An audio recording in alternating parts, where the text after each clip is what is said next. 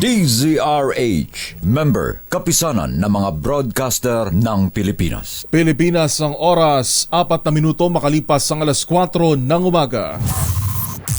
DZRH, magandang umaga Pilipinas! Sa DZRH Radio, DZRH TV at DZRH Online. Kasama si Kuya Angelo Palmones. Magandang umaga Pilipinas!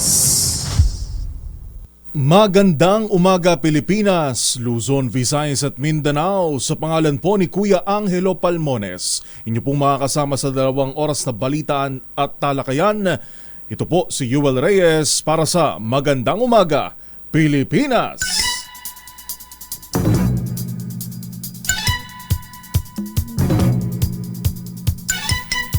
Sa ulo ng ating mga balita, amihan humina na, easterlies nakaapekto sa malaking bahagi ng bansa. Level ng tubig sa mga dam sa Luzon mas mababa na sa normal na antas ayon sa Pag-asa. Inflation bumagal sa 2.8% noong Enero. PBBM deadma lang sa hirit ni Digong na ihiwalay ang Mindanao sa Pilipinas. Iba pang miyembro ng isang criminal group sa Bicol, hawak na ng pulisya matapos mapaslang ang kanilang leader. At 14 anyos na binatilyo, itinumba ng hindi kilalang sospek sa Zamboanga del Sur. Yan po ang ulo ng ating mga balita ngayong 7 na sa buwan ng Pebrero 2024. Inyo pa rin pong nakakasama sa pangalan ni Kuya Angelo Palmones. Yuel Reyes po live nationwide via satellite sa DZRH 666 kHz sa inyo pong mga talapihitan at 18 relay stations ng DZRH sa Luzon, Visayas at Mindanao. Handog sa inyo ng MBC Media Group at ng MBC Radio. Ito po ang Magandang Umaga Pilipinas. Magandang Umaga Pilipinas!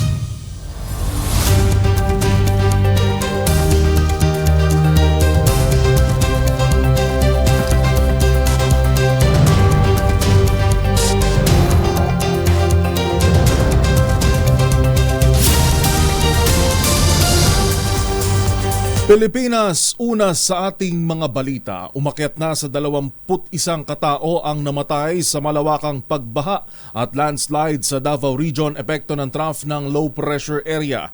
Ayon sa Davao de Oro PDRRMO, 13 ang nasawi sa mga bayan ng New Bataan, Marasugan, Pantukan at Samaco. Ang 9 na individual naman na sugatan ay naitala sa ilang lalawigan at may 2 pang nawawala. Sa Davao del Norte, kinumpirma ng PDRRMO na 8 ang namatay. 6 dito ang mula sa bayan ng Kapalong at 1 sa Santo Tomas at Asunsyon, habang may 1 ring nawawala. Humina naman ang northeast monsoon o amihan at tanging ang easterlies ang nakaapekto sa malaking bahagi ng bansa. Ayon kay Rhea Torres ng DOST Pag-asa, may namomonitor silang cloud formation sa bahagi ng Mindanao. Ngunit malabo na ma-develop ito bilang low pressure area sa mga susunod na araw.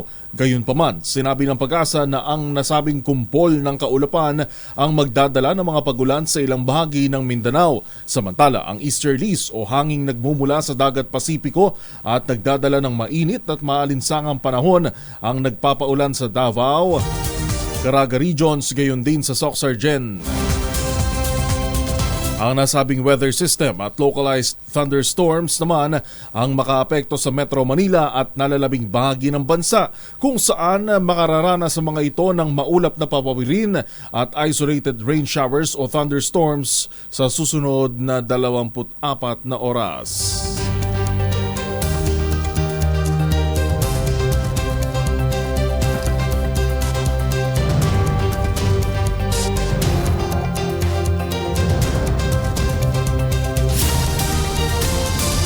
Alas 4:09 ng umaga. Nakaranas ng pagbaba ng antas ng tubig ang lahat ng mga dam sa Luzon habang unti-unti nang nararanasan ng bansa ang epekto ng El Nino at Easterlies. Ang Easterlies ay ang mainit na hangin na umiihip mula sa dagat Pasipiko na nagdadala ng mainit at maalinsangang panahon. Ayon sa Hydrometeorology Division ng Pag-asa, 8 sa 9 na dam sa Luzon ang patuloy na nakararanas ng pagbaha o pagbaba ng level ng tubig.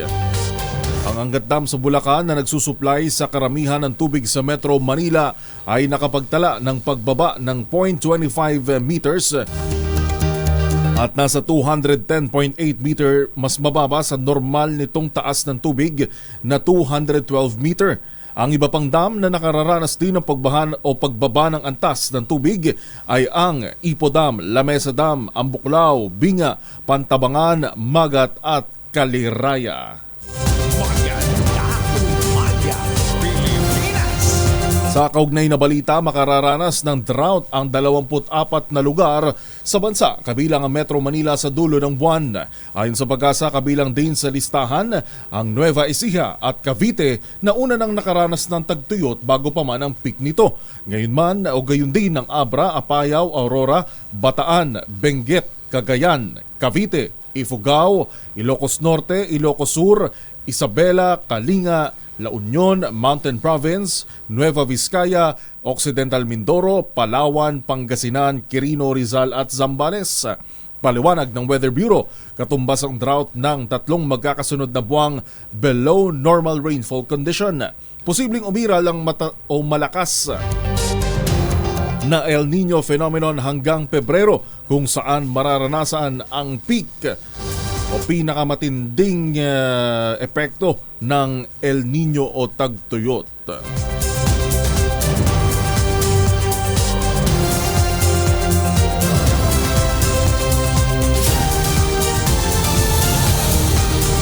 Sa iba pa nating mga balita, bumagal sa 2.8% ang inflation rate sa bansa noong isang buwan. Ayon kay Philippine Statistics Authority Undersecretary at National Statistician Dennis Mapa, ito na ang pinakamababang inflation simula nang naitala ang 2.3% noong October 2020. Itinulak niya ito ng bumagal na pagtaas ng presyo ng food at non-alcoholic beverages noong Enero na nasa 3.5% mula sa dating 5.4%. Kumalma rin sa 3.3% ang food inflation bagamat tumaas sa 22.6% ang inflation sa bigas. Ibig sabihin hindi gaanong mabilis yung pagmahal ng ating mga pangunahing produkto na atin hong binibili. Medyo good news po yan. Sana magtuloy-tuloy. Sa kaugnay namang balita, sa kabila ng kumalmang inflation, bumulis naman ang pagtaas ng presyo ng bigas noong isang buwan, ang pinakamataas sa loob ng 14 na taon. Ayon kay Philippine Statistics Authority Undersecretary Dennis Mapa, bumilis sa 22.6% ang rice inflation noong Enero mula sa 11.6% noong Disyembre 2023. Ito na ang pinakamataas na inflation sa bigas simula nang naitala ang 22.7% noong Marso 2009. Ipinariwanag ni Mapa na resulta ito ng significantly high o mataas na presyo ng bigas sa world market at ng low base effect noong Enero hanggang Hulyo 2023 kung saan relatively low ang rice inflation.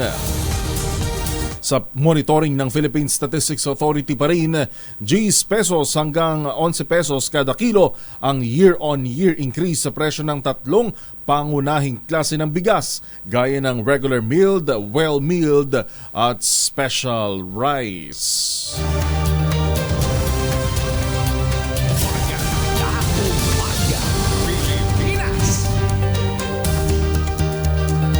Hindi naman pinatulan ni Pangulong Bongbong Marcos ang panawagan ni dating Pangulong Rodrigo Duterte na kumalas ang Mindanao sa Pilipinas. Ayon kay DILG Secretary Benhur Abalos, hindi pinag-usapan sa sectoral meeting ang hirit ng Mindanao secession at wala ring direktiba ang Pangulo tungkol dito. Nanindigan ng kalihim na labag sa konstitusyon ang anumang tangkang ihiwalay ang Mindanao sa Republika ng Pilipinas.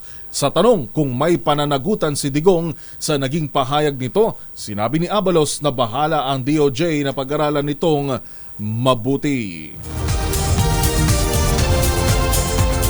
Hindi naman suportado ni Senador Bato de la Rosa ang panukala ng kanyang kaalyado na si dating Pangulong Rodrigo Duterte na ihiwalay ang Mindanao sa Pilipinas. Hindi rin nagustuhan ni de la Rosa ang ideya na baka kailanganin niya ng visa para lamang mabisita ang mga apo na nasa Batangas kapag naihiwalay na ang Mindanao. Kumbinsido naman ang senador na kung sakali mang matuloy ang isinusulong na One Mindanao, hindi naman ito magiging bayolente. Samantala, sinabi pa rin ni De La Rosa na nakadepende pa rin ang desisyon sa mga mamamayan ng Mindanao basta't gagawin ito ng mapayapa at legal.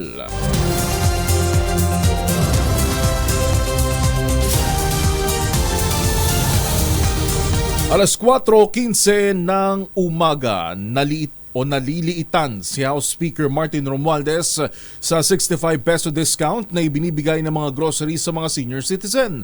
Reaksyon nito ni Romualdez nang hinga ng opinyon ng media hinggil sa discount ng mga senior citizen at PWDs. Ayon kay Romualdez, pupulungin niya ngayong linggo ang bubuing technical working group na magre-review sa Senior Citizens Act para pag-aralan kung magkano ang dapat idagdag na diskwento sa grocery para sa mga matatanda at may kapansanan.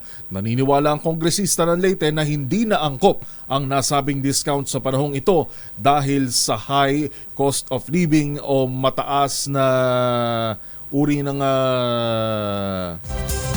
cost of living. Mataas yung ating presyo ng mga pangunahing bilihin para tayo mabuhay. Yung atin hong mga pangangailangan, yung atin hong mga binibili.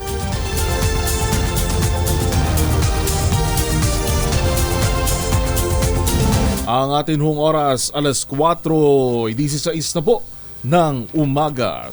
Suportado naman ni Surigao del Sur 1st District Representative Romeo Momo ang Build Better More program ni Pangulong Bongbong Marcos, kasabay ang pagsusulong para madagdagan ang budget ng Department of Public Works and Highways o DPWH. Sa briefing ng House Committee on Public Works and Highways na kanyang pinamumunuan, kinilala ni Momo ang mahalagang papel ng ahensya sa mas mahusay na pagsisilbi sa mga Pinoy sa pamamagitan ng BBM program. Ayon kay Momo, ang backbone ng ekonomiya ay ang infrastruktura, kaya't dapat lang suportahan ng Kongreso ang mahalagang panukalang batas na may kinalaman sa infrastructure projects at programa ng gobyerno tulad ng PPP Code at HB 6571 na nag-aamyenda sa Republic Act 10752. Sa nasabing briefing, tinalakay din ng DPWH ang kanilang mga nakamit at performance report noong nakaraang taon at ang kanilang project implementation ngayong 2024. Mga polisiya at direksyon kabilang ang mga prioridad, mga pangunahing programa at proyekto hanggang sa susunod na taon. Kasama rin ang updates sa official development assistance at iba pang mga issue. Maganda umaga, Pilipinas!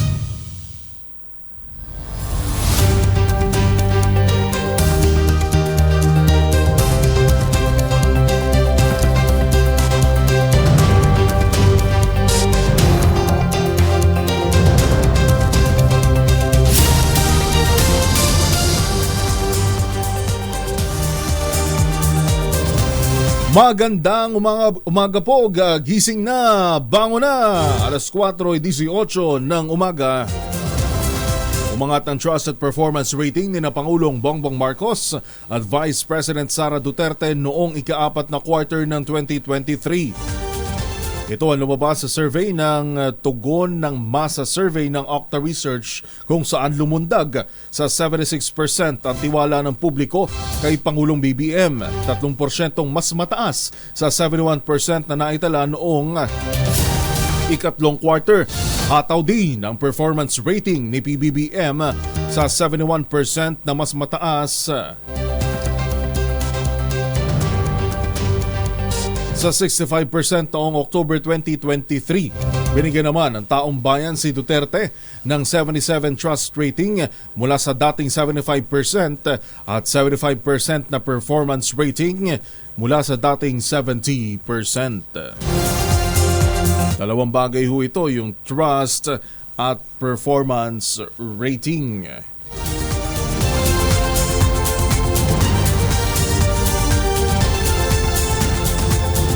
Si House Speaker Martin Romualdez ang nakapagtala naman ng may pinakamalaking pagtaas sa trust rating batay sa resulta ng fourth quarter survey ng Okta Research Group. Sa nasabing survey, nakakuha si Speaker Romualdez ng 64% trust rating na mas mataas ng 4% kumpara sa nakuha nito noong October 2023.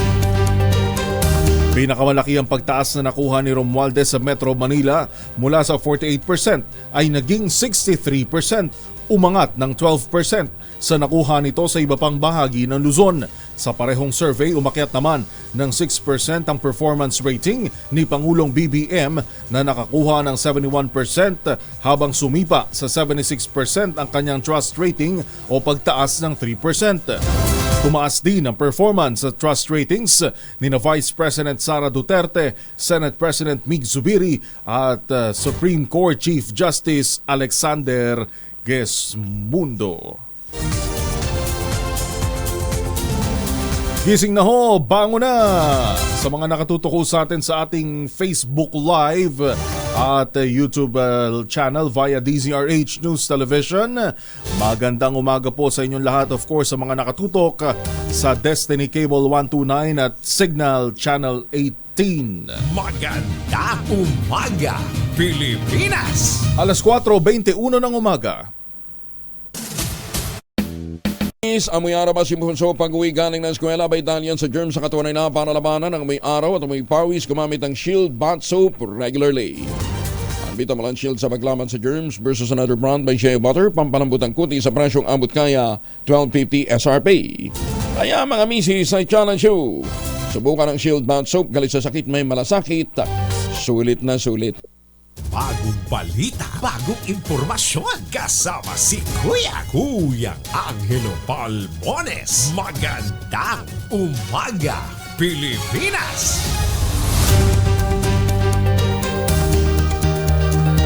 Gising na ho, bango na! Sa pangalan pa rin ni Kuya Angelo Palmones, ito po si Yuel Reyes ngayon pong Wednesday morning, February 7, 2024.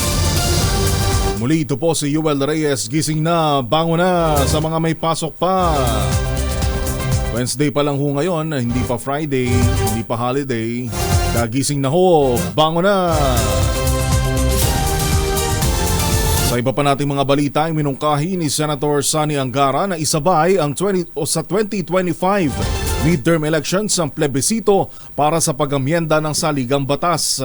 Ayon sa senador na pinuno ng committee level ng deliberations, dapat gawin ang plebisito sa loob ng 60 hanggang 70 araw matapos itong aprubahan ng Kongreso.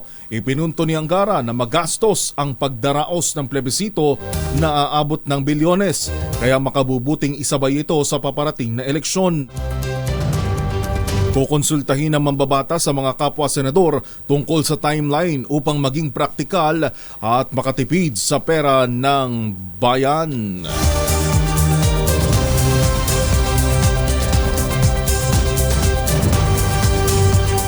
Kontra naman si Majority Floor Leader Manuel Jose Dalipe na isabay ang plebisito para sa charter change sa 2025 midterm elections. Sinabi ni Dalipe na posibleng mapolitika lamang ang constitutional amendments kung gagawin ito. Mas makabubutian niya kung ibukod ang pagdaraos ng plebisito para hindi mahati ang atensyon ng publiko sa issue.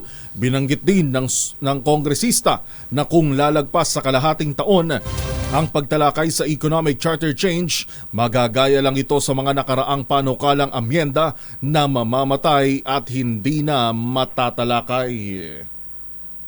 Bagong balita, bagong impormasyon, kasama si Kuya Angelo Palmones. Magandang umaga, Pilipinas!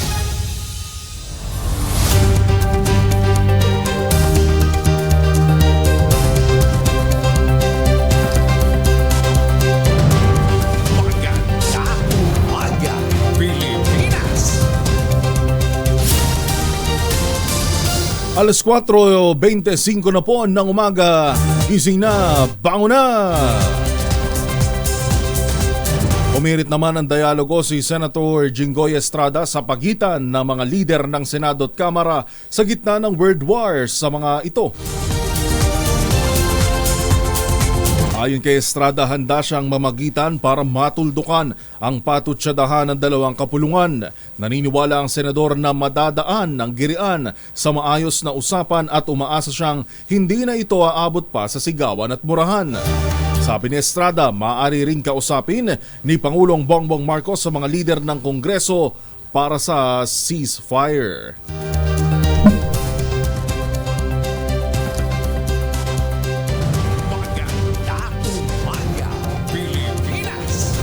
Alas 4:26 ng umaga. Bukas naman ang liderato ng Kamara de Representantes sa pamumuno ni Speaker Martin Romualdez na makipagdialogo sa Senado upang masolusyonan ang bangayan sa pagitan ng mga kongresista at senador kaugnay sa panukalang amendahan ang konstitusyon. Ngunit ayon kay House Majority Leader Zamboanga City Representative Manuel Dalipe, kailangang huminto na ang mga senador sa pag-atake sa integridad ng mga miyembro ng Kamara, lalo na sa kanilang leader na si Romualdez dahil hindi ito katanggap-tanggap at may tuturing na unparliamentary. Higit pa ni Dalipe, kailangan nilang tumayo bilang isang kapulungan para ipagtanggol ang kanilang dignidad at sinisira lamang umano dahil sa mga maling akusasyon hinggil sa People's Initiative. Dismayado rin si Bataan Representative Geraldine Roman sa hakbang ng mga senador na hindi lang anya ang House Speaker ang inaatake, ngunit ang buong institusyon ng House of Representatives. Ganito rin ang sentimiento ni Senior Deputy Speaker Aurelio Dong Gonzales.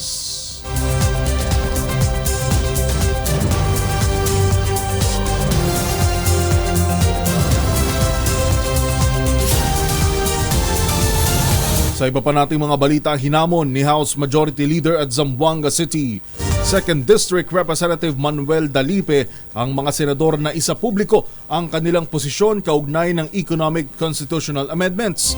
Ito ang hamon ni Dalipe sa mga senador matapos nasabihin ng mga ito na malabong matupad ang ipinangako na maipasa ang resolution of both houses number 6 sa Marso, gaya ng sinabi ni Senate President Juan Miguel Zubiri.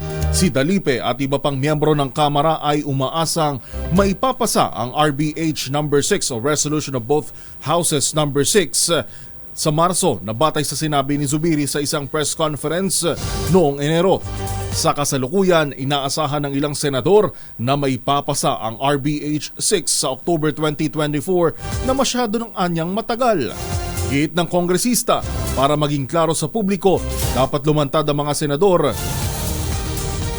kung sino sa kanila ang pabor at hindi pabor na amyendahan ng economic provisions ng 1987 Constitution. Balita, bagong impormasyon, kasama si Kuyang Angelo Palmones. Magandang umaga, Pilipinas! Alas 4:30, baril at bala mula sa dating rebelde na hukay sa mabundok na bahagi ng San Miguel, Catanduanes. Buong detalye hatid sa atin ni RH45 Ray Nadar. Ray? Naukay ng mga personalis ng Catanduanes First Mobile Force Company, Revitalized Police sa Barangay o RPSB Team, katuwang San Miguel Municipal Police Station at Provincial Intelligence Unit, ang isang M16 rifle at mga bala mula sa dating rebelde. Ayon kay Catanduanes First PMFC RPSB Team Leader, Police Captain Alner Pineda, halos 6 na oras silang naglakad para makarating lamang sa mabundok na bahaging sakop ng Sitio Coripdas, James Alberto sa bayan ng San Miguel nitong Lunes, Pebrero 5, 2024. Alas 12:20 ng tanghali nang mahukay nilang 1 pulgadang lalim kung saan nakalibing ang baril at 2 steel magazine at 45 piraso ng mga bala na nabalot ng maraming sako at plastik. Ayon sa informante, ay halos 2 taon nang nakabaon sa lugar ang mga ito.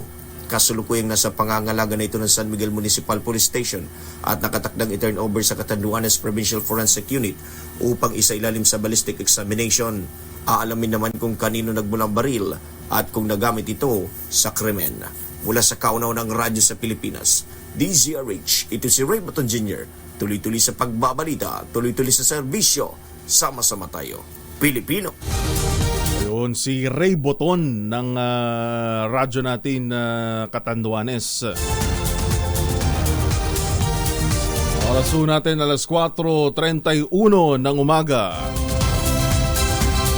Lumitaw naman sa pagdinig ng Senate Committee on Electoral Reforms na pasimuno ng Project People's Initiative ang ilang opisyal na malapit o nagtatrabaho sa tanggapan ni House Speaker Martin Romualdez.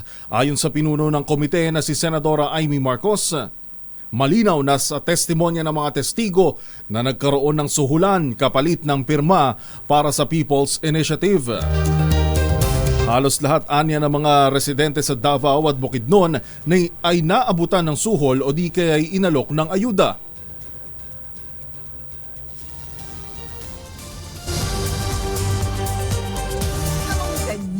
I'm actually exhausted by these hearings. It's a very, very depressing spectacle. The Constitution is not for sale.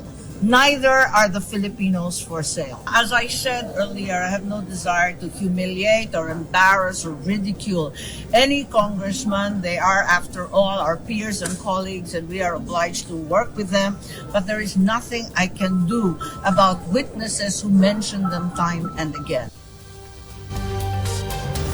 Kasabay nito, binalaan ni Senadora Marcos ang People's Initiative for Reform, Modernization and Action o PIRMA at pinagsusumite ng listahan ng mga nagbayad sa kontrobersyal na TV advertisement na EDSA Puera. Una rito, napaamin sa pagdinig ng Senado si PIRMA Lead Convener Noel Oñate na 55 milyong piso ang ginastos nila sa TV ad na gumulantang sa mga nanonood gabi noong Enero 9. Sinabi ni Oñate na bulto ng nasabing milyones ang galing umano sa kanyang bulsa. Pero halos kalahati ay mula sa mga contributor na itinanggi naman niyang pangalanan. We therefore compel Mr. Oñato to produce the said documents at the soonest possible time. We still need to derive for the minority leader the donors list for the highly expensive TV ad of 55 million pesos. My preference, like I said, was to put an end to this PI and let us do this properly without demeaning and degrading our people. Magandang umaga, Pilipinas! Balita muli sa probinsya, magnitude 4.9 na lindol nag-iwan ng pinsala sa Bontoc, Tadyan at Sabangan sa Mountain Province. Buong detalye, RH41, Lakay Romy Gonzales. Lakay Romy. Nagdulot ng minor structural damages ang naranasang magnitude 4.9 na lindol sa Bontoc, Tadyan at Sabangan sa Mountain Province bandang alas 12:22 ng tanghali kahapon. Na-record ng Philippine Institute of Volcanology and Seismology ang 4.9 magnitude na lindol sa Tadyan Mountain Province na may lalim na 10 kilometro at tectonic in origin. Naramdaman ang pagyanig sa ilang bayan sa Mountain Province. Batay sa ulat ng Tadyan Municipal Disaster Risk Reduction Management Council, nagkaroon ng minor cracks sa dingding at poste ng Administrative Building, Teacher Education Department Building, Home Technology Building at Library ng Mountain Province State Polytechnic College sa Tadyan Campus. Samantala walang bagong bitak at paglubog sa na naitala sa Barangay Tueta Tadyan sa kanilang unang assessment ng pinsalang dulot ng lindol. Inuulat naman sa Sabangan Municipal Disaster Risk Reduction Management Council ang malaking bitak sa dingding ng Pingad Senior High School at Tourism Information Office at nasirang riprap sa Barangay Bunayan. Dalawang bahay din sa Libo na Poa ang nagtamo ng bitak sa dingding. At sa kabisera ng Bontoc, walang natanggap na malaking pinsala mula sa 16 na barangay at nagsagawa naman ng duck cover hold at lumabas sa kanilang mga opisina ang mga empleyado ng Municipal Capital ng Bontoc. Parehong nagsuspindi ng klase ang mga campuses ng Mountain Province State Polytechnic College sa Tadyan at Bontoc mula alauna hanggang alas 12:30 kahapon. Hindi nagsuspindi ng klase ang ibang para na trabaho sa mga opisina ng gobyerno. Wala pang inilabas na halaga ng pinsalang idinulot ng naturang lindol. Para sa kauna-unan sa Pilipinas DZRH, ito si Romy Gonzales, tuloy-tuloy sa pagbabalita, tuloy-tuloy sa serbisyo, sama-sama tayo Pilipino. Magandang umaga, Pilipinas! Alas 4:36 ng umaga. Kamamis, pwede tayo mag-laundry day today, ha? Kunoto ka ba kapag makapit, madikit at malupit ang mantsa? All you need is pride. At ba kasi pahirapan pang self-con sa pride, is-it worry-free naman ang laundry. Sa triple stain-away formula, tanggal ang matitindi mantsa based on test sa chocolate, mud, and sebum ng cotton. Gawa po ito ng ACS. Bagong balita, bagong impormasyon. Kasama si Kuyang Angelo Palmones. Magandang umaga, Pilipinas!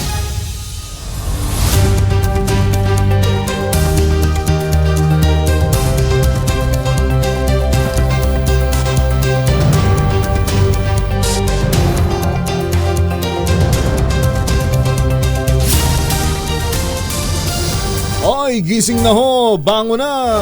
Alas 4:40 ng umaga ang atin pong oras. Sa pangalan pa rin po ni Kuya Angel, Kuya Angelo Palmones. Ito po si Yuel Reyes para sa Magandang Umaga, Pilipinas! Magandang umaga, Pilipinas! Good morning sa lahat ng mga nakatutok sa atin sa ating social media sites. Rhea Soto, good morning. Mula naman sa Caloocan si Aldi Idorot at Lawaan Eastern Samar, Banjo Tolentino. Of course, sa ating mga OFWs, sa ating mga suke sa iba't ibang panig ng bansa o panig ng mundo. Anumang oras po kami nakakarating ang aming pong broadcast sa inyo, ay magandang araw po mula dyan sa Saudi Arabia. Ngayon din po sa UK at sa Balut, Tondo, Caloocan. Mga nakatutok sa atin dito sa Metro Manila. Sofia Mateo, Sheroke, good morning. Miss Cecil Santos na palaging suki na natin dito sa Magandang Umaga Pilipinas. Good morning po sa lahat ho. May pasok pa ho ngayon. Bukas pa po yung holiday sa ibang probinsya. Gawa ng sa ating mga kababayang kapatid na Muslim. Muslim holiday bukas sa ilang probinsya. At nga alamin kung kasama ba tayo dyan. Pero hindi ako nagkakamali. Sa ilang probinsya pa lamang ho ito. Ano po? At sa araw nga ng Biyernes ay ang advancement ng Chinese New Year na dapat ay sa Sabado. Kaya lang pumatak ng Sabado. Kaya ako iniurong yung holiday ng February 9.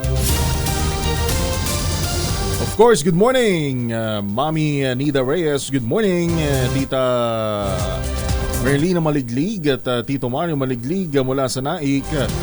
Mula naman sa Binyan, Laguna, Magnolia, Carrasco. Good morning po. At sa lahat ng mga nakatutok sa atin na nakamonitor sa kalsada, mga maagang pumapasada ang ating mga kapwa motorista, mga tsuper, mga taxi drivers, mga TNVS. Good morning po, good morning. Alas 4:43. Lumampas sa target ang nakolekta noong Enero ng Bureau of Customs sa ilalim ng pamumuno ni Commissioner Bienvenido Rubio. Sa report ng Bureau of Customs, nakakolekta ito ng 73.329 billion piso sa unang buwan ng taon, lagpas sa 2.16% o 1.550 billion pesos sa itinakdang target na 71.77 billion piso. Ang magandang performance at pagtaas ng koleksyon ng Bureau of Customs noong Enero ay iniugnay sa mas magandang sistema nito sa pagtukoy ng halaga ng imported na produkto, pinaigting na border protection at tangible trade facilitation initiatives o konkretong mga pagsisikap sa pagpapadali ng kalakalan. Umaasa si Commissioner Rubio na magpapatuloy ang magandang koleksyon ng Bureau of Customs sa mga nalalabing buwan ng 2024.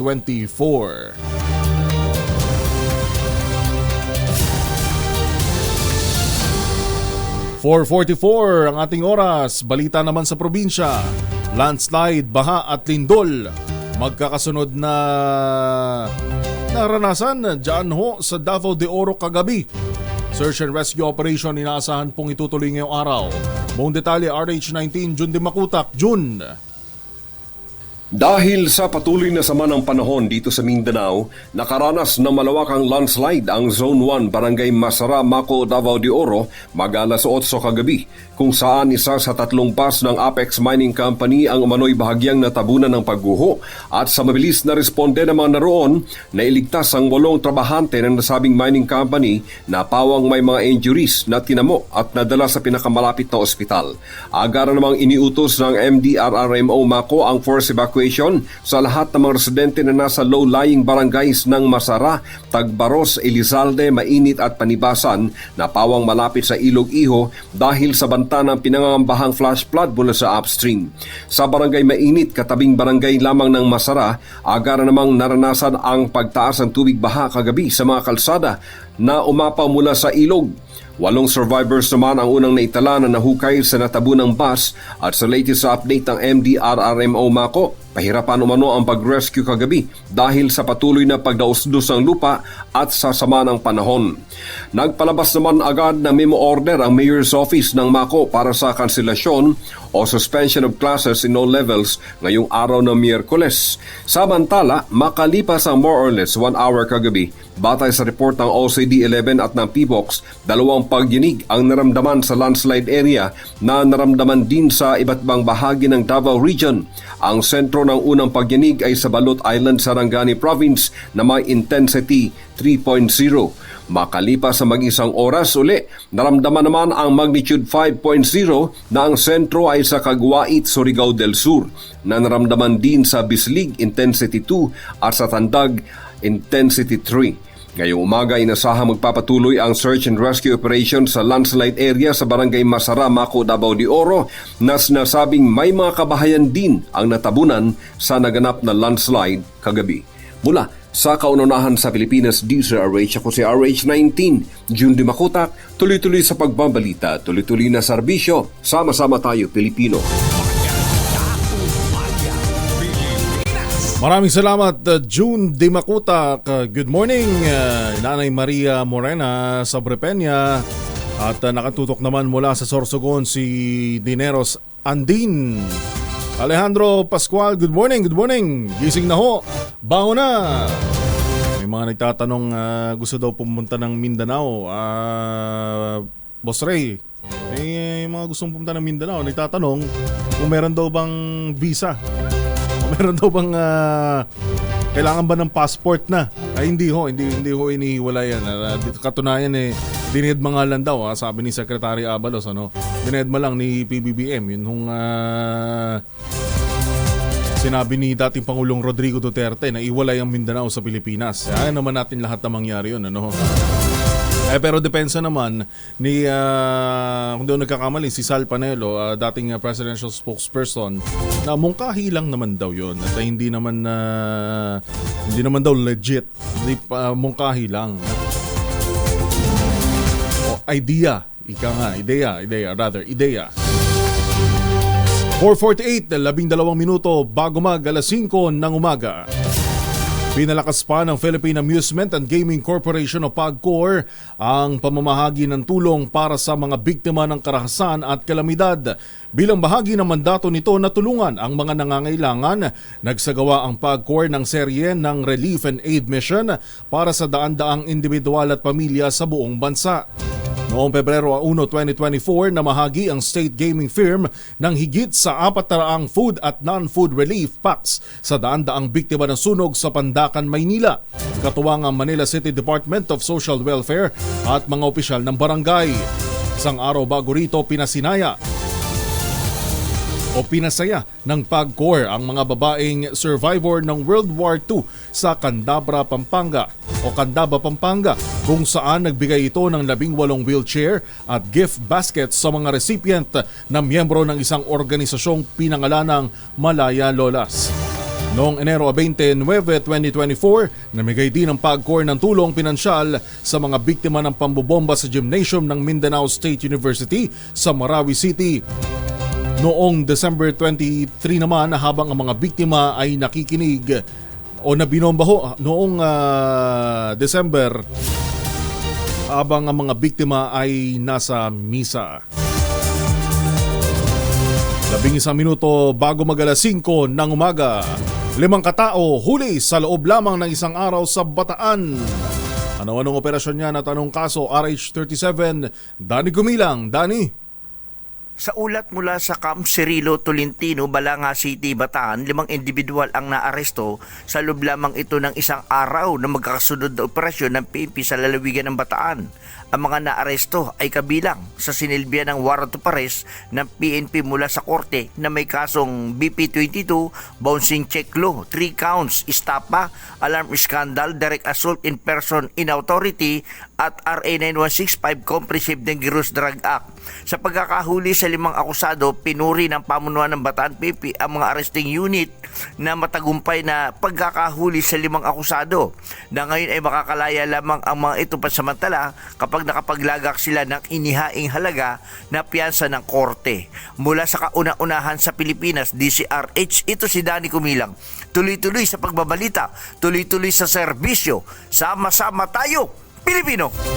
Maraming salamat, Danny Gumilang. Natagpo ang patay naman ng isang 14 anyos na batang lalaki sa bayan ng Dinas, Zamboanga del Sur. Kinilala ang biktima na si Baby James Canillo, residente ng Upper Dimaya Village ng Dinas, na nagtamo ng 6 na tama ng bala sa iba't ibang bahagi ng katawan na nagresulta sa agaran nitong pagkamatay. Ayon sa mga residente o nakasaksi sa lugar, bandang alas 7 ng gabi noong Lunes nang makarinig sila ng mga pagpapaputok ng baril, ngunit walang may lakas na loob na alamin kung ano ang nangyari. Sa ngayon, wala pang pinaghihinala ang sospek at iniimbestigahan pa rin ang nangyaring insidente. Arestado naman ang mga natitirang miyembro ng isang criminal group sa magkakahiwalay na operasyon sa Bicol. Pinakahuling na aresto si alias Jer na nahuli sa paglabag ng Comprehensive Firearms and Ammunition Regulation Act sa Cavite City. 2 miyembro rin ng gang na sina alias J at Denden ang sumuko sa tanggapan ng pulis sa Libon, Albay noong nakaraang linggo.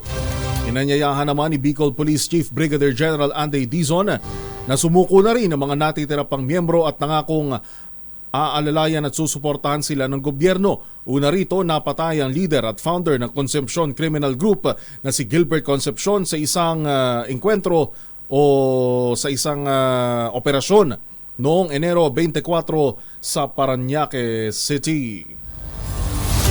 Mga magsasaka sa Leyte at Samar nakipagdialogo sa National Food Authority Region 8 hinggil sa pagbebenta ng palay. Buong detalye, RH32, Jimmy Angay-Angay. Jimmy. Nakipagdialogo ang National Food Authority at mga magsasaka hinggil sa pagbibenta ng mga palay sa Leyte at Samar. Pahayag ito ni NFA Regional Director Engineer Charles Alingod sa isang panayam. Ayon kay Director Alingod na may nirentahan silang mga trucks para magkuha ng mga sako-sakong palay sa mga barangay sa Leyte at Samar. Naglalayon dito na hindi mahirapan na pagdala ng mga palay sa budiga ng NFA, lalo na ang mga malalayong lugar. Sa dialogo ng mga magsaka at NFA, pinag-usapan din kung ano ang may tutulong ng pamalaan at may tutulong sa mga magsasaka para tumaas ang produksyon ng palay sa Eastern Visayas. Mula sa Action Radio Tacloban, ito si R32 Jimmy Angay-Angay. Tuloy-tuloy sa balita, tuloy-tuloy sa serbisyo, sama-sama tayo Pilipino. Bagong balita, bagong impormasyon. Kasama si Kuyang Angelo Palmones. Magandang umaga, Pilipinas! 7 minuto na lang bago mag-alas 5 ng umaga. Kasama si Kuyang Angelo Palmones. Magandang umaga, Pilipinas!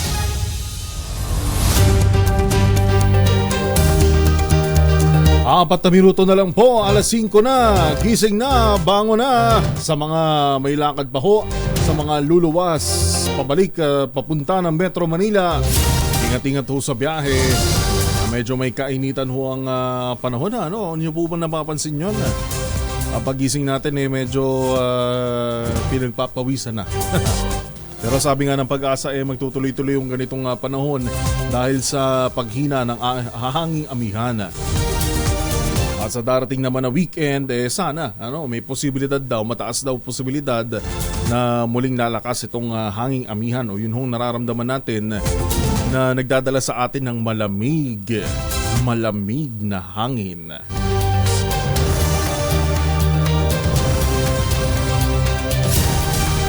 Si 33 anyos naman na lola nabangga ng motorsiklo habang tumatawid sa kalsada sa San Carlos City, Pangasinan. Ano nangyari, RH38, Freddy Fajardo? Freddy. Dead on arrival sa paggamutan ng isang 73 anyos na lola matapos itong mabangga ng motorsiklo habang tumatawid sa kalsada alas 7:30 ng umaga sa barangay Tandok, San Carlos City. Sa investigasyon ng mga tauhan ng Chief of Police Lieutenant Colonel Jose Abaya II, nabangga ng motorsiklong minamaneho ni Carlito Bulataw ang biktima na kinilalang si Perla Ventura, kapwa residente ng nasabing barangay. Nabatid na nagtangka sana mag-overtake si Bulato nung mahagip ang biktima dahilan upang sumimplang din ito na kapwa dugo ang isinugod sa Pangasinan Provincial Hospital sa siyudad, subalit idineklarang dead on arrival na attending physician si Lola Perla habang si Bulato ay patuloy pang nagpapagaling sa hospital habang inihahanda ang kaukulang kaso laban dito. Mula sa Action Radio Pangasinan, ito si Freddy Fajardo, RH38. Tuloy-tuloy sa pagbabalita, tuloy-tuloy sa serbisyo. Sama-sama tayo, Pilipino. Maraming salamat, Freddy Fajardo. Bagong impormasyon kasama si Kuyang Angelo Palmones. Magandang umaga, Pilipinas! Magandang umaga, Pilipinas!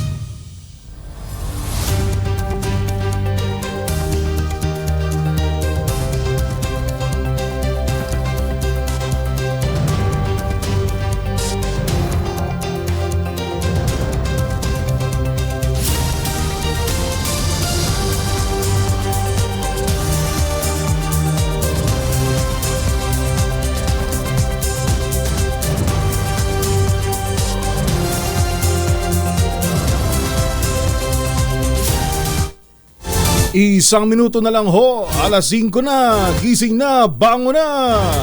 Sa lahat ho ng mga nakatutok sa atin, good morning, good morning. Sa ating YouTube channel, good morning po. At kayo pa rin po ay nakatutok sa Magandang Umaga Pilipinas sa pangalan po ni Kuya Angelo Palmones, inyo pong nakakasama, Yuel Reyes. Magandang umaga, Pilipinas!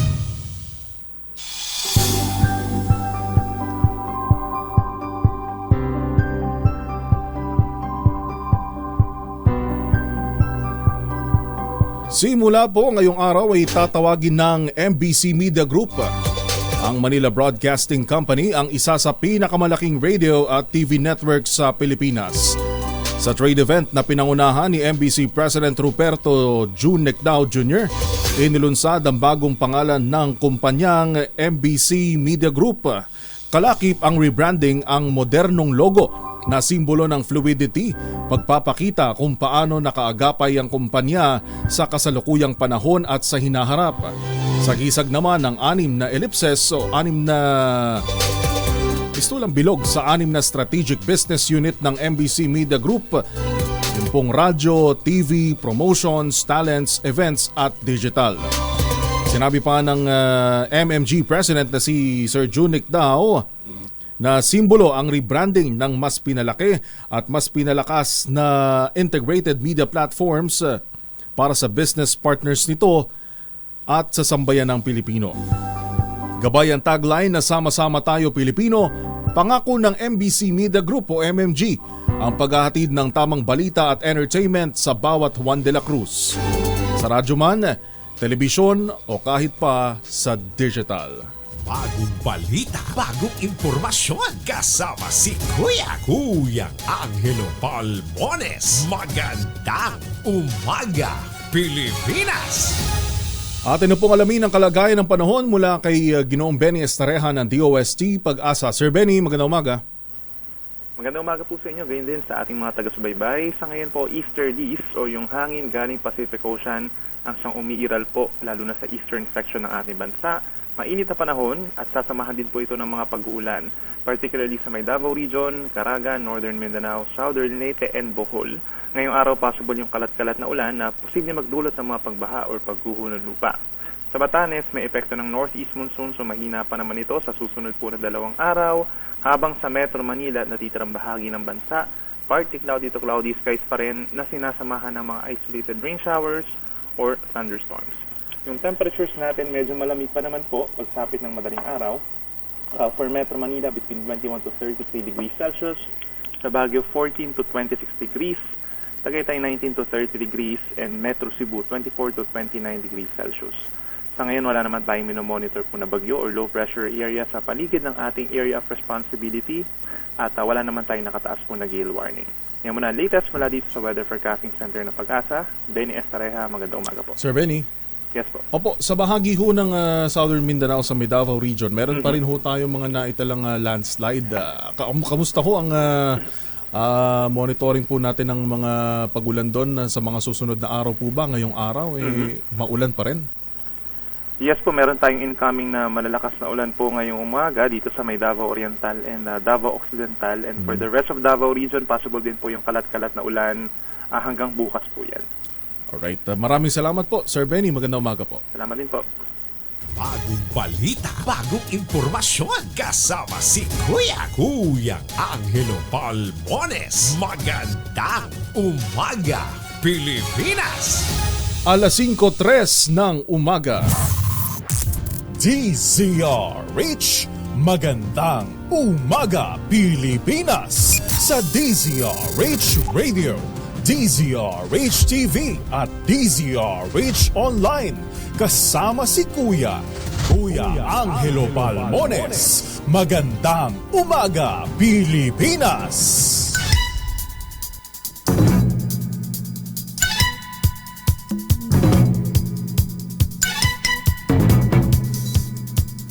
Narito muli ang ulo ng ating mga balita.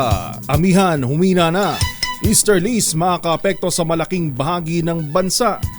Ilang bahagi ng Davao Region uulanin ngayong araw ayon sa Pag-asa. Level ng tubig sa mga dam sa Luzon mas mababa na sa normal na antas. Inflation bumagal sa 2.8% noong Enero. Pangulong Bongbong Marcos deadma lang sa hirit ni dating Pangulong Duterte na ihiwalay ang Mindanao sa Pilipinas. Iba pang miyembro ng isang criminal group sa Bicol hawak na ng pulisya matapos mapaslang ang kanilang leader.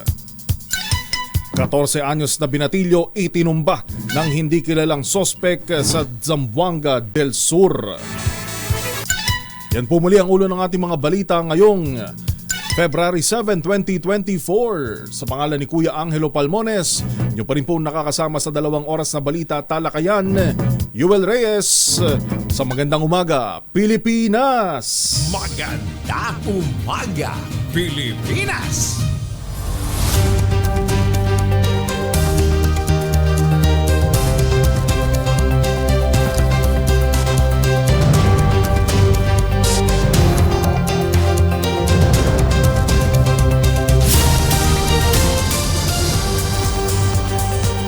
Pangulong Bongbong Marcos ibinalitang tuloy-tuloy na ang pagbabayad ng Saudi sa hindi nababayarang sahod ng mga OFW. Ang magandang balitang hatid ni RH14, Lef Narciso. Lef. Inanunsyo ni Pangulong Ferdinand Marcos Jr. na patuloy na ang ginagawang pagbabayad ng Kingdom of Saudi Arabia sa claims ng mga overseas Filipino worker na hindi nakakuha ng sweldo sa nabangkaroteng mga kumpanya noong taong 2015 at 2016. Sa maikling mensahe, sinabi ng Pangulo na nasa higit 1,100 claims na ang naproseso ng Overseas Filipino Bank at Land Bank.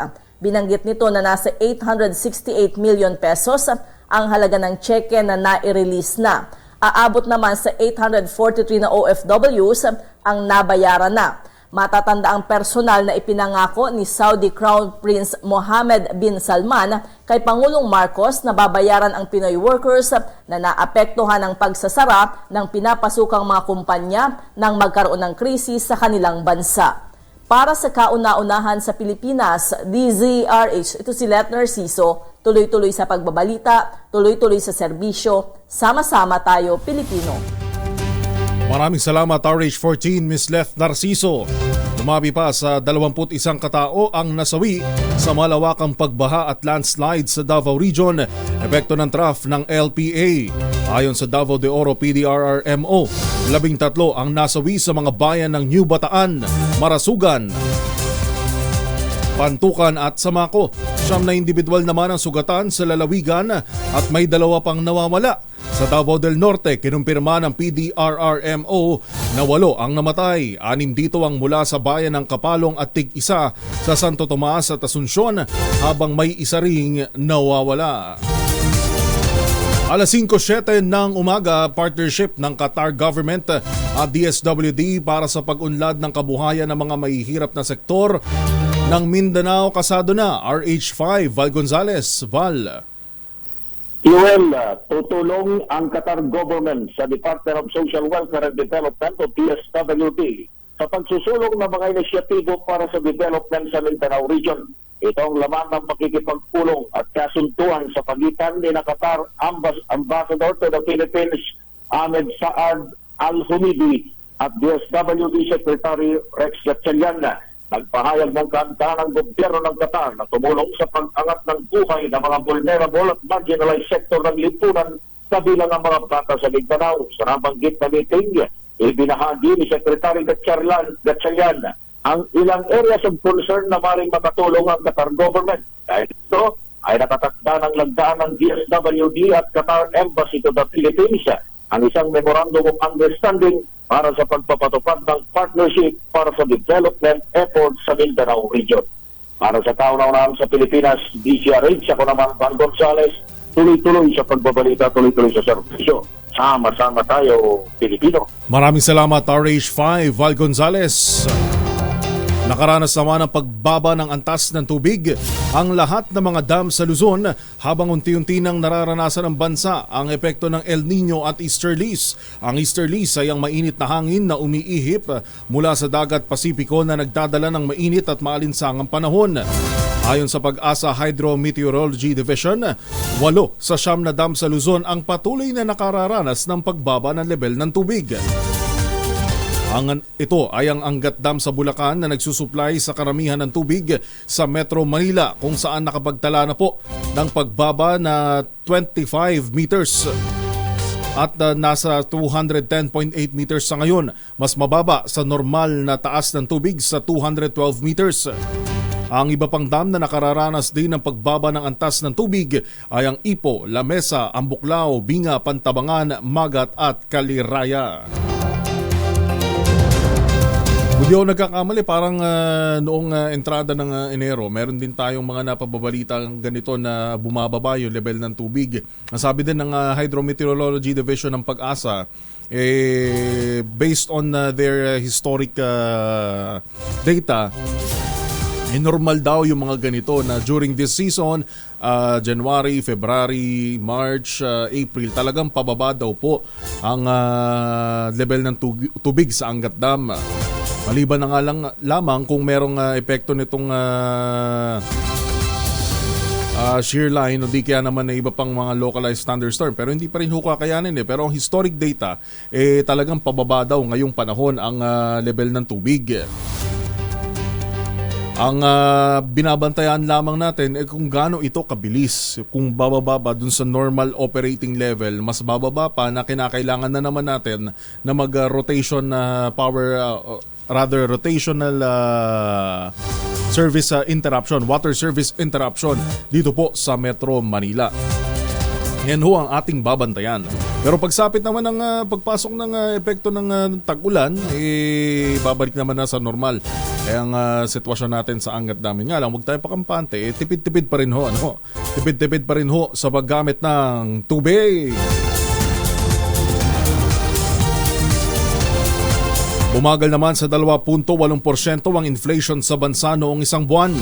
Ayon kay Philippine Statistics Authority Undersecretary at National Statistician Dennis Mapa, ito na ang may pinakamababang inflation simula nang naitala ang 2.3% noong October 2020. Itinulakan niya ito ng bumagal na pagtaas ng presyo ng food at non-alcoholic beverages noong Enero na nasa 3.5% mula sa dating 5.4%. Kumalma rin sa 3.3% ang food inflation bagamat tumaas sa 22.6% ang inflation sa bigas.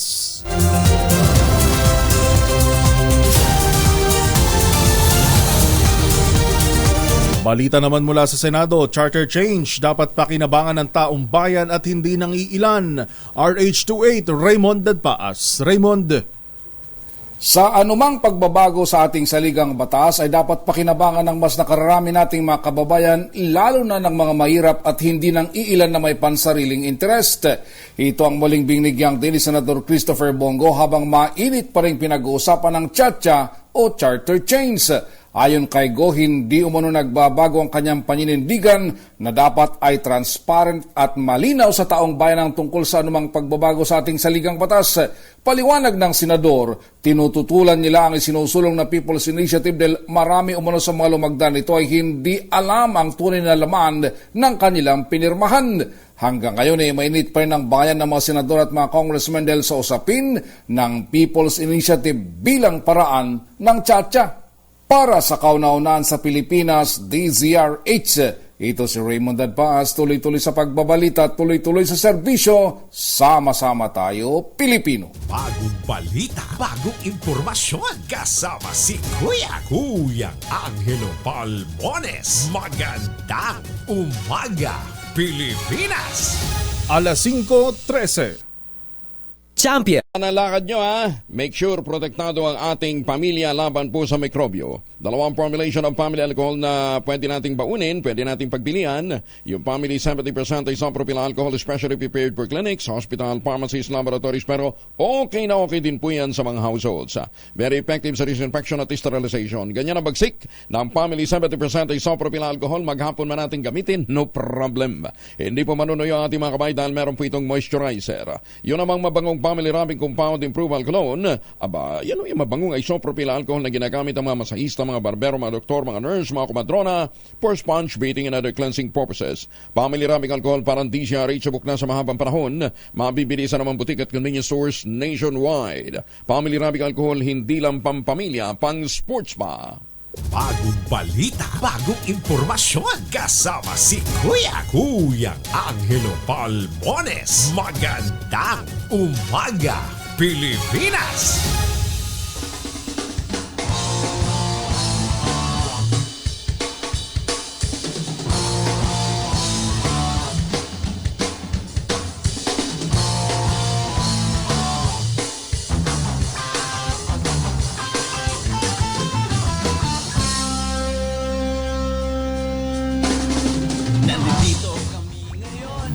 Hoy, good morning ho, good morning. Gising ho, gising na, bango na, kape-kape na. Sa lahat ng mga nakatutok sa atin, good morning. May pasok pa ho ngayon, araw ng Wednesday, February 7, 2024. Sa mga nakatutok sa atin sa iba't ibang panig ng bansa at gayon din syempre sa ating mga OFWs, good morning at magandang araw po. Anumang oras nakakarating ang ating broadcast sa inyong lugar. Mula naman dyan sa Ifugao Mountain Province, Cordillera. Si Mami Lolita Panit, good morning. Harem Ramos, chill lang tayo ngayong Wednesday. Bernilio Cianosa mula naman sa Silay City, Negros Occidental. O isa ating mga kababayan dyan sa Negros Oriental naman, ano? Sa bandang Katimugan. Malamig bang hangin ngayon dyan sa may Tanhay? Kapag tayo ay nagawi dyan sa may Tanhay, Negros Oriental, ang klima ay parang Bagyo. Dahil malabunduking bahagi ang area na yan. Katutok naman sa Peñaranda, Nueva Ecija, si Rodolfo Ladores. Good morning, good morning, good morning. At magandang umaga din sa mga taga National Housing Authority. At nakatutok din sa atin ngayon ng PNP permit to carry firearms Secretariat. Si Sergeant Jade Catenza. Good morning. Good morning po. At maraming salamat sa pagtutok palagi sa DZRH.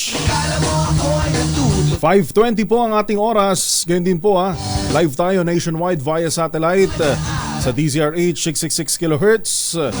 18 relay stations po ng DZRH. Check nyo lang pihit lang tayo ng pihit para mahanap yung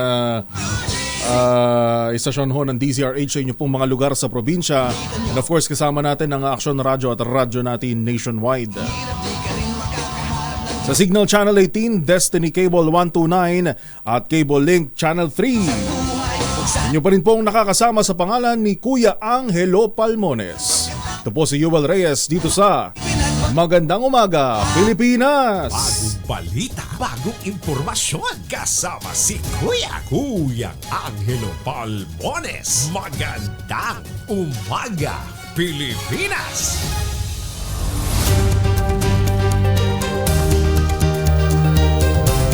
Labas muna tayo ng ating himpilan lalaking wanted sa kaso ng mga tseke na tumatalbog.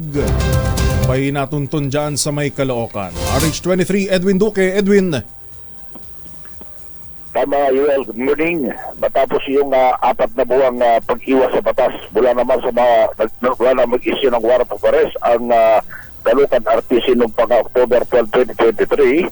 Natuntun din ng DSOU, Northern Police District Police, ang suspect na si alias Jimboy sa 10th Avenue. Harap mismo ito ng Judicial Building alas 7:30 ng gabi. Ayon sa opisyal ng Northern Police District, isa sa mga naging biktima nito ang tuluyan nagsampa ng kasong vouching check, kaya ito nagtago. Pirmado ni Judge Roel Espaldon, ang acting presiding judge sa RTC Branch 53, ang inisyong warrant of arrest laban dito sa suspect. Pinalalahanan naman ng mga opisyal ng PNP ang mga suriin mabuti ang mga katransaksyon, lalo na yung pagbabayad ng cheque na hindi maging biktima habang nanawagan naman ang mga opisyal dito sa Northern Police District sa mga nagiging biktima nitong suspect na na-arresto ngayon na nagtungo sa kanilang himpilan sa Northern Police District upang formal na magsampa ng kaso kung sila man ay kabilang sa naging biktima nito. Wala pa rin sa kanana sa Pilipinas, di sa rin sa Kuseres 23. Edwin Duque, tuloy-tuloy sa pagbabalita, tuloy-tuloy sa serbisyo. Sama-sama tayo, Pilipino. Maraming salamat, RH23, Edwin Duque. Pinaiimbestigahan naman ni Senadora Risa Ontiveros ang tangkang cyber attack sa mga website at email ng iba't ibang ahensya ng gobyerno. Nabahala si Ontiveros na baka sinasamantala na ng China ang mga kahinaan ng bansa sa gitna ng isinusulong na Peking People's Initiative para sa charter change.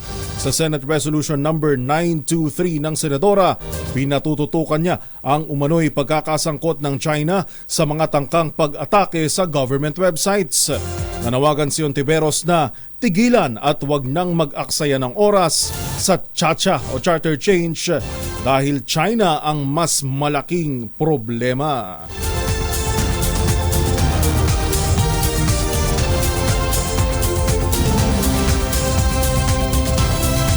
Pinarerendahan naman ni Senador Cheese Escudero kay Pangulong Bongbong Marcos Jr.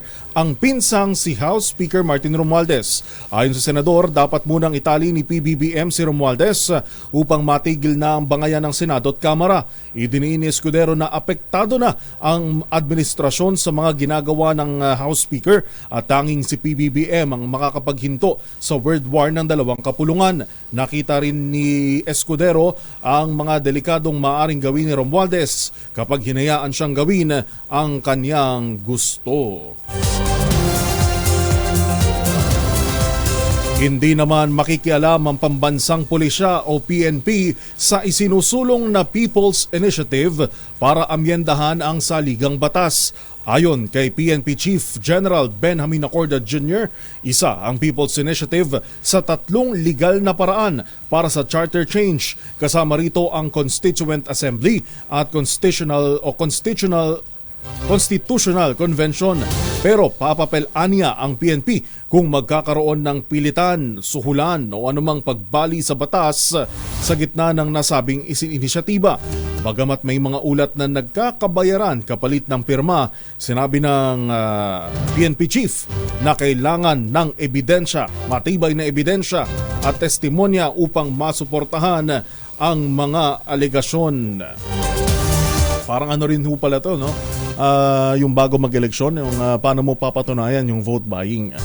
Pero nitong nakaraang eleksyon naman, sabi nga ni COMELEC Chairman George Garcia, basta may mag-report lang sa kanila, yung tao na nakakita ng vote buying incident, sapat ng pruweba yun na may naganap na vote buying. Plus points na lang kung merong mga picture, nagpapatunay, o di kaya mga video. Kaya nga maraming na parusahang sangkot sa o nakasuhan o naitala na insidente ng vote buying at iba pang election-related incidents nitong nakaraang halalan.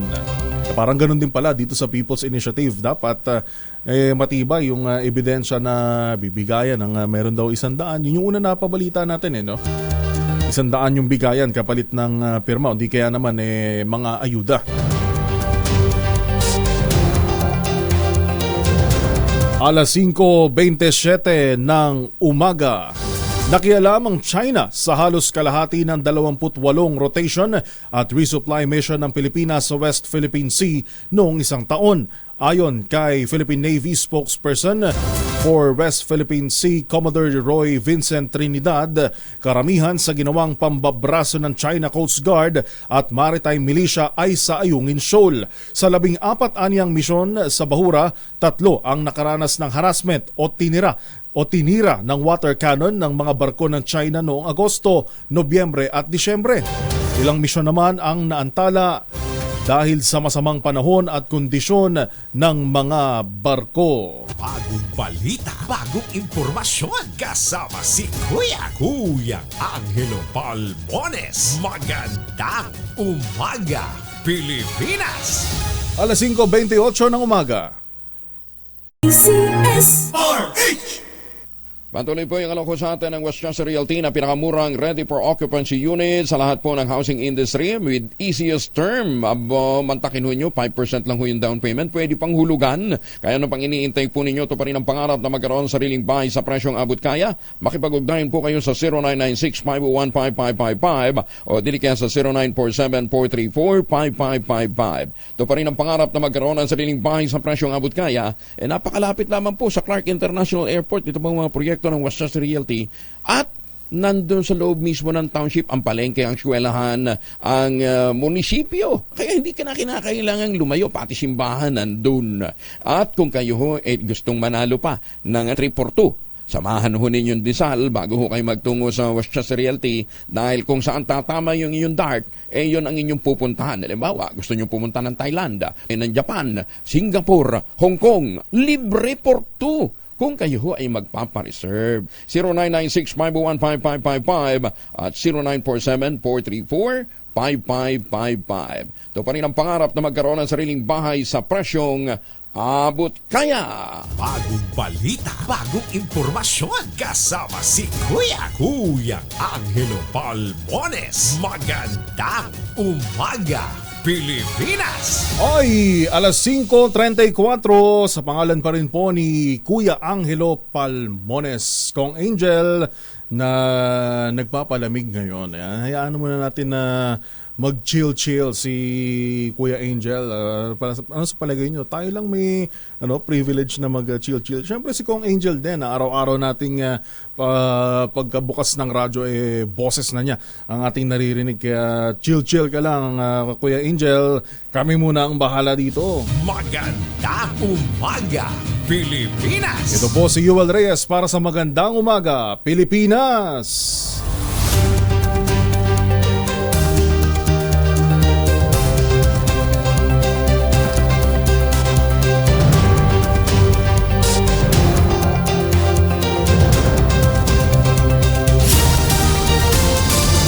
Alas 5:34 ng umaga, inatasan ni Pangulong Bongbong Marcos ang Philippine National Police na palakasin ang kampanya laban sa cybercrime. Sa sectoral meeting, pinag-i-invest ng Pangulo ang PNP para sa pagpapaganda ng cybersecurity systems. Mas marami pang teknolohiya at training ng mga tauhan na tutugon sa iba't ibang mga kaso. Ginawa ni PBBM ang direktiba matapos aminin ni PNP Chief General Benjamin Acorda Jr. na bagamat bumaba ang crime index ay tumaas naman ang cybercrime sa bansa. Sabi ng Top Cop o sabi ng PNP Chief na mayagpag ang swindling o estafa, illegal access, computer-related identity theft, online libel, ATM credit card fraud, at photo and video voyeurism mula Hulyo 2022 hanggang Enero 2024. Ito ho yung nakakabahala ngayon dahil hindi nagpapaiwan itong mga kriminal, mga kabatan, ano ho. Ngayong nasa digital technology na rin tayo, nag-a-adapt itong mga to at mas malalaki, nakakabahala, posibleng mas magaganda at dekalibre yung mga ginagamit na kagamitan ng mga ito. Kaya kinakailangan talaga natin mag-invest, lalo na ho sa tinatawag na firewall, yung mga nagpoprotekta sa mga government websites, lalo na sa mga humahawak ho ng ating mga personal na datos. Ating pangalan, address, pangalan ng ating mga magulang, lahat-lahat, kailangan ho yan hindi basta-basta ini-store o ini-stock sa isang storage lamang. Ayun ho, para maiwasan natin yun hong mga identity theft. Alam nyo sa identity theft, yan ho yung dyan pumapasok yung nakukuhanan ka ng pera, nababawasan ka ng pera sa ATM mo, sa yung mobile wallet o e-wallet. Marami hong nagiging kaso na ganyan. Lalo na ho ngayon, may ulat ho tayo nung isang araw lang na nahack. O di kaya naman may mga tangkang pag-hack, lalo na ho sa ating mga government websites. Bukod pa dito yung sa AI, iba pa yung artificial intelligence naman na ginagamit naman itong mga predators, na ayaw man natin gamitin yung term, pero pinupuntireho, nakakabahala dito yung mga bata. Kaya tama lang na paigtingin yung improvement ng ating cybersecurity systems, mapa-pribadong sektor man yan o pampubliko.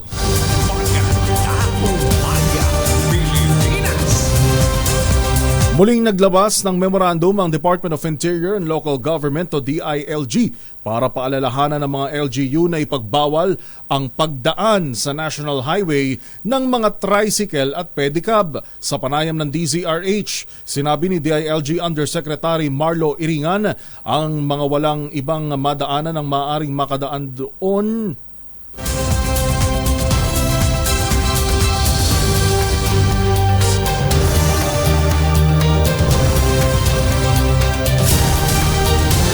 o sinabi po ni DILG Undersecretary Marlo Iringan na yun hong mga dapat sa National Highway yun hong mga rehistradong sasakyan lang. Hindi ho yung kung meron mga tricycle at pedicab, hindi ako nagkakamali, ito yung nasa outermost lane, di ba? Kaya sa amin, sa Cavite ho, meron nilagyan na ho ng markings yung pinakagilid ng kalsada para talagang matandaan na yun ay para sa tricycle at ang mga iba't iba pa, mga bike. Ang e-bike, debatable yan Dapat ba dapat ba silang payagan sa mga national road?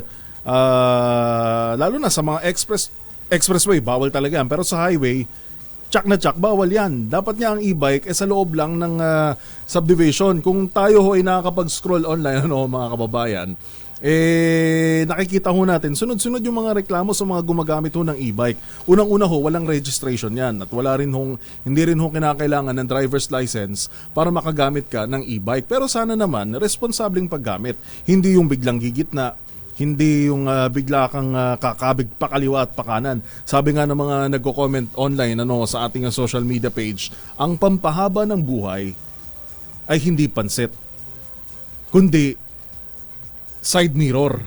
Bagong balita, bagong impormasyon. Kasama si Kuyang Angelo Palmones. Magandang umaga, Pilipinas!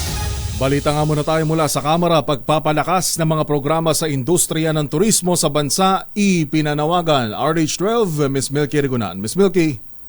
Hinimok ni House Deputy Majority Leader Janet Garin na ang Department of Tourism at iba pang kaukulang ahensya ng gobyerno na magpatupad ng mga inisyatibong magpapalakas sa industriya ng turismo. Ginawa ni Garin ang panawagan matapos magkaroon ng mutual agreement ang China sa pagitan ng Thailand, Singapore at Malaysia na i-waive ang kanilang mga visa requirement. Ayon kay Garin, kailangan mas palakasin na ng DOT at iba pang ahensya ang mga programa sa turismo, lalo't marami sa kalapit nating mga bansa ay nag-alis ng visa requirement para sa mga Chinese national. Sabi ni Garin, bukod sa mga kilalang tourist destination sa bansa at bukod sa hindi matatawarang hospitality ng mga Pinoy, kailangan sabayan ng pinakamahusay na mga programa ng DOT. Paliwanag pa ni Garin, may multiplier effect ang turismo dahil kapag lumago ang ekonomiya, tataas ang employment rate, tataas din ang antas ng pamumuhay ng mga Pilipino. Para sa kauna-una sa Pilipinas, DZRH, ako si Milky Rigunan. Tuloy-tuloy sa pagbabalita, tuloy-tuloy sa serbisyo, sama-sama tayo, Pilipino. Magandang umaga, Pilipinas! Maraming salamat RH12, Ms. Milky Rigunan. Iginit naman ni dating Philippine Drug Enforcement Agency Director Dionisio Santiago na wala talagang listahan ukol sa mga nasasangkot sa iligal na droga. Ayon kay Santiago, dati ring chairman ng Dangerous Drugs Board, noong panahon nakaupo siya sa pwesto, ay wala namang opisyal na nasa drug list o wala namang opisyal na drug list. Sinabi ng dating opisyal ng mga nakuha lang nilang impormasyon ay pawang mga nakategorya ng mga nasasangkot sa iligal na droga. Chismis lang din daw ang mga nakukuhang impormasyon na gumagamit ng droga si Pangulong Bongbong Marcos.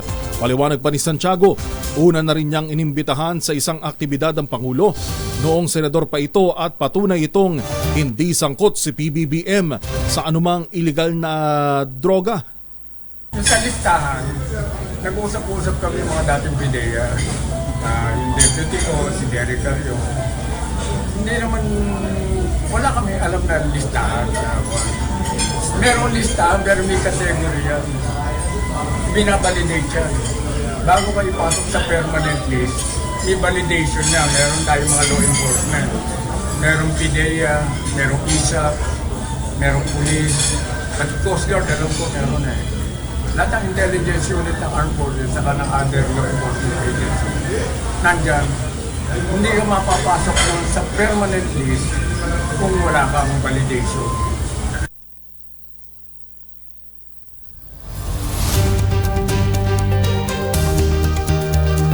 Yan po ang tinig ni dating PIDEA Director Dionisio Santiago, nagsilbi rin po bilang chairman ng Dangerous Drugs Board.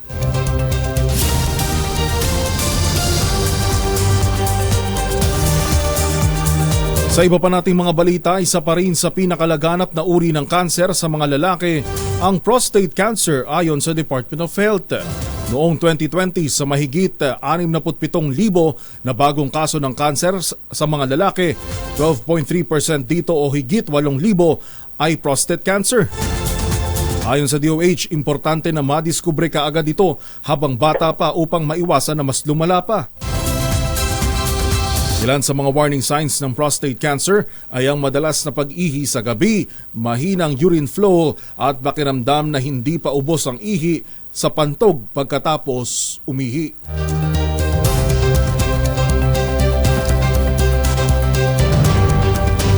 Labas na muna tayo ng ating himpilan.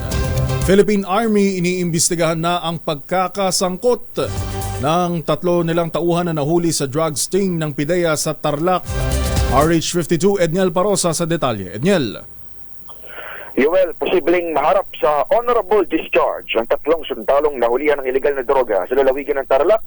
Ayon sa Philippine Army, gumagulong ng parallel investigation ito sa administrative case ng mga sundalong naaresto ng PIDEA nitong 4 ng Pebrero. Batay sa ulat ng Philippine Drug Enforcement Agency, kinilala mga nahuling sina Corporal Venancio Del Moral, Corporal Juan Carlo Feliciano at Sergeant Modesto Resquero. Oras umunang mapatunayang sabit sa 340,000 pesos na halaga ng ipinagbabawal na gamot.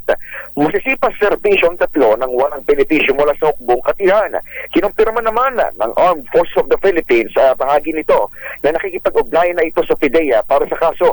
Nanindigan si AFP spokesperson Colonel Francel Padilla na isolated lamang ang pagkakadawit ng tatlong sundalo ng Army at hindi sumasailalim sa katinoan ng buong hanay ng militar. Hawang mga nakabase ang mga suspect sa Fort Magsaysay sa Palayan City, Nueva Ecija at nahuli sa drug sting ng PIDEA sa Bamban sa Tarlac. Para sa kauna-unahan sa Pilipinas, DZRH, ito si Edniel Parrosa. Tuloy-tuloy sa pagbabalita, tuloy-tuloy sa serbisyo. Sama-sama tayo, Pilipino. Maraming salamat, RH52 Edniel Parrosa. Pinaiimbestigahan naman ni Senator Raffy Tulfo ang patuloy na pag-usbong ng mga kaso ng aksidente na dulot ng mga spaghetti wires. Yung mga kumpul-kumpul na kable ng kuryente, ng telco. Ayon kay Tulfo, dapat na managot ang electric at telephone companies na nagmamayari ng mga nakatiwangwang na mga kable. Batay sa mga natanggap na reklamo ng senador, hindi nabigyan ng maayos na hustisya mga naa-aksidente ng spaghetti wires. Diniin rin ni Senator Tulfo na dapat maging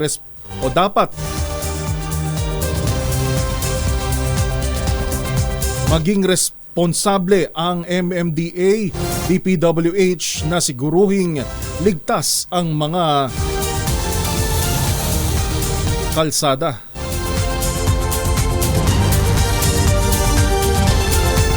Oras po natin alas 5:46. Babalik muli ang Magandang Umaga Pilipinas sa pangalan pa rin po ni Kuya Angelo Palmones. Ito po si Yuel Reyes. Kalimutan, sabi ho natin nga, tangkilikin ang gawang atin. Katulad po ng Tangerine Chocolate, malapit po pong Valentine's Day ha. Tangerine Chocolate, produkto po ito ng mga magniniyog dyan po sa lalawigan ng Quezon. Sa tulong po ni Dr. Helen Tan, ito pong mga magniniyog na dating umaasa sa kopra, mga MSMEs na ngayon. Nagpuproduce sila ng magagandang cacao beans dahil po sa mga magagandang planting material ng cacao galing Davao. Hinakot ho para sa kanila ni Dr. Helen Tan. Tangerine Chocolate po ay produkto ng mga magniniyog dyan po sa lalawigan ng Quezon. Maraming variants po ito, mahigit 10 na ang ginamit na mga raw materials ay galing din po sa ani ng mga magsasaka. Kaya tangkilikin po natin ang gawang atin. Available sa 0919-095-5935 o dili kaya i-check po ninyo online. tangerinechocolate.ph. Sabi nga po ni Dr. Helen Tani, sino bang magmamalasakit sa Pilipino kundi ang kapwa Pilipino? Kaya sana tangkilikin natin ang gawang atin. Lower. Maganda din kasing tulog natin, naka-ultabayo eh. Ano nga bang ultabayo? Ang ultabayo po ang kauna-unahang postbiotic food supplement na ngayon po ay nire-recommenda ng mga doktor at rehistado sa Food and Drug Administration. Anong ginagawa ho ng ultabayo? Ang ultabayo po ay tumutulong sa atin hindi lang para ma-boost yung ating immune system, kundi para ma-achieve natin ang magandang tulog, yung pang stage 4 ng tulog. Kasi yung mga panahon na yan, ang ginagawa naman ng utak, dinidetoxify ang ating sistema ng katawan. Kaya pagising mo natin, magandang ating mood, magandang ating glow, magandang tingin natin sa ating sarili sa salamin. Kaya masaya tayo. Ayan, nalalabanan po natin ang depression at iba pang mga karamdaman.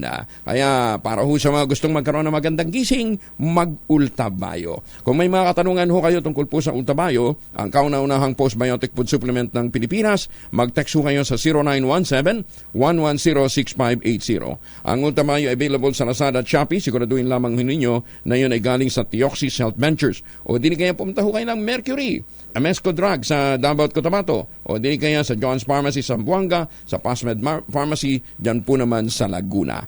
Ultabayo, kaagapay ho ninyo sa panahon ng medyo stressful na buhay. Bagong balita, bagong impormasyon, kasama si Kuya Angelo Palmones. Magandang umaga, Pilipinas! Oy, gising na ho! Bango na! 9 na minuto na lang bago mag-alas 6 ng ACS na umaga. Inyo pa rin pong napapakinggan sa pangalan ni Kuya Angelo Palmones. Ito po si Yuel Reyes. Ngayon pa rin pong Wednesday, February 7, 2024. Sa iba pa nating mga balita, nagbabala ang Globe sa publiko laban sa mga scammers kasunod ng pagtaas ng kaso ng mga online at text fraud sa bansa. Ayon kay Globe Chief Information Security Officer Anton Bonifacio, nakahanap na ang mga scammer ng mga bagong paraan ng pang-i-scam sa kabila ng implementasyon ng SIM Registration Act na layon sanang pigilan ng mga ito. Sabi ni Bonifacio, dahil sa mas pinaigting na seguridad, naghahanap din ang mga scammer ng ibang media services tulad ng chat apps at spoofing. Bunsod nito, nagpaalala ang Chief Officer na huwag sagutin ng anumang kahina-hinalang tawag, text o chat at huwag magbibigay ng anumang impormasyon sa hindi kakilala. Nakapagtala ang Globe ng higit 5.4 bilyon na block unwanted SMS. Doble sa naitalang 2.7 bilyon noong 2022.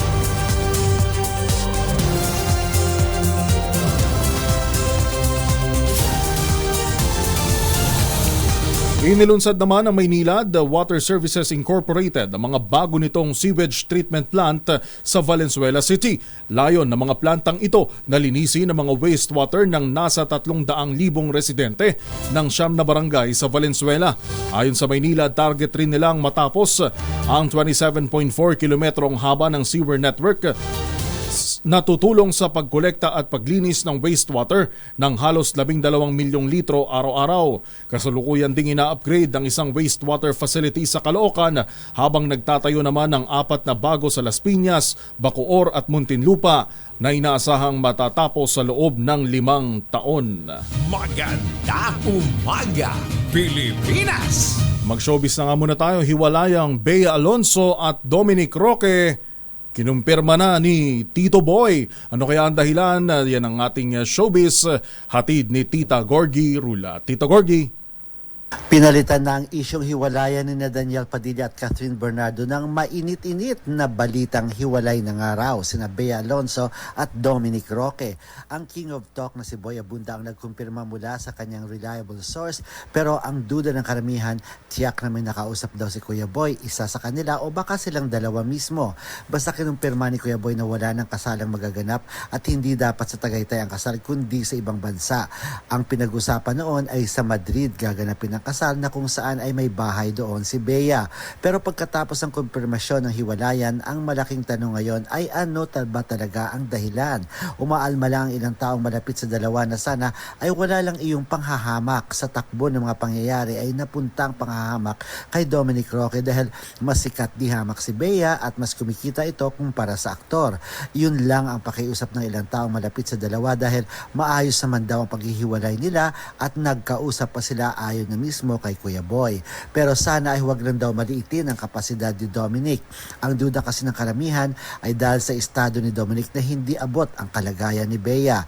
Unfair naman daw iyon sa aktor kaya ang hinihintay na lang ay ang pahayag ng dalawa at sana ay linawin daw ni Bea na walang kinalaman nito sa estado ng buhay ni Dominic Roque. Mula sa kauna-unahan sa Pilipinas, DZRH, ito po si Gorgie Rula, tuloy-tuloy sa pagbabalita, tuloy-tuloy sa serbisyo, sama-sama tayo, Pilipino.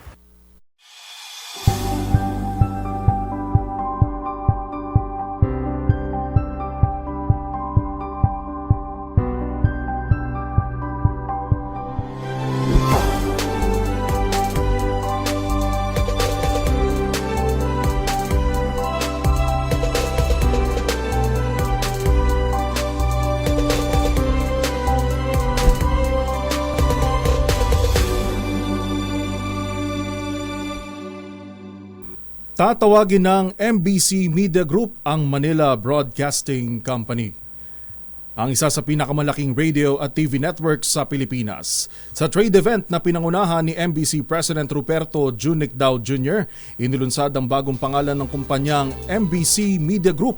Kalakip ng rebranding ang modernong logo na simbolo ng fluidity, pagpapakita kung paano nakakaagapay ang kumpanya sa kasalukuyang panahon at sa hinaharap. Sa gisag naman ng 6 na ellipses sa 6 na strategic business unit ng MBC Media Group. Ito po ang radyo, TV, promotions, talents, events at digital. Sabi pa ng MBC President o MMG President, Simbolo ang rebranding ng mas pinalaki at mas pinalakas na integrated media platforms para sa business partners nito at sa sambayanang Pilipino. Gabay ang tagline, pangako ng MBC Media Group, ang paghahatid ng tamang balita, entertainment sa bawat Juan de la Cruz, sa radyo man, telebisyon o kahit pa sa digital. Kaya sama-sama tayo, Pilipino. Bagong balita, bagong impormasyon, kasama si Kuya Angelo Palmones. Magandang umaga, Pilipinas!